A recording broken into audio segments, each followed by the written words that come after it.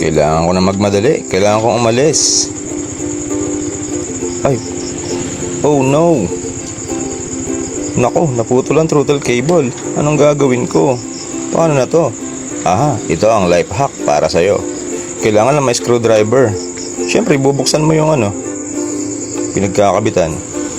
Tapos may tali ka. Mamaya ipapakita ko sa inyo kung paano. Kalasin lang natin to ng times 2. Pag madali tayo kasi gabi na, kailangan natin makaalis. Hirap naman. Bihira kasing mabuksan. Ayan, okay na. Natanggal ko na siya mga Lodi Cakes. So alisin na natin to. Yung nakabaluktot na yan, nakakalas yan eh. Yan ang purpose niyan eh. May tornilyo siya dyan para yung extrang length ng wire ng cable padugtungan mo. Ganyan lang. Iikot mo lang ng isa.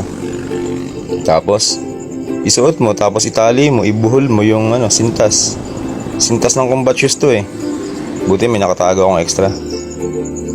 Ganyan lang.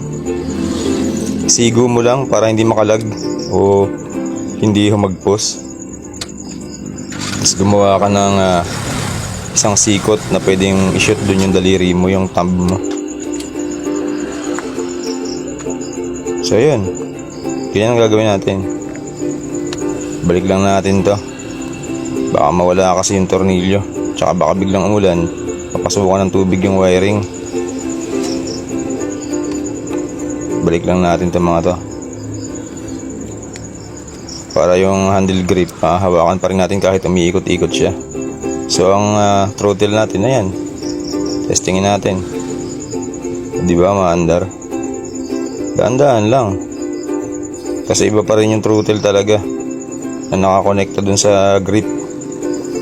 Madaling bombahin ito, hatakain mo lang eh. O, diba? Pwede. Tara, testingin natin ang long drive. Ayan o, diba? Parang wala namang pinagbago. Konti lang. Medyo delay lang pagka nagdadagdag ka ng cambio. Pag nagsishift ka. Tapos pag nagbabawas, medyo delay lang. Kasi hindi mo siya mabomba eh. Hihila-hilahin mo lang siya. Medyo maasiwa ka kasi maninibago ka. Pero so far, makakauwi ka. Kung sarado na yung mga tindahan, kagaya itong nangyari sa akin. Sarado na yung mga tindahan ng yung mga motor shop, mga motor supply. So, yan lang muna ang diskarte. Pinagbabawal ng teknik. Dahan-dahan lang mga Lodi Cakes sa medyo kurbada at saka sa mga intersection na likuan kasi medyo mahirap iliko kasi nga nakakaawit sa hinlalaki mo yung tali ng throttle cable. Siyang pinapangsilinador mo. O, diba? Sana nakatulong. Palagi natin i-check yung mga throttle cable natin, baka may corrosion, dapat may malangis.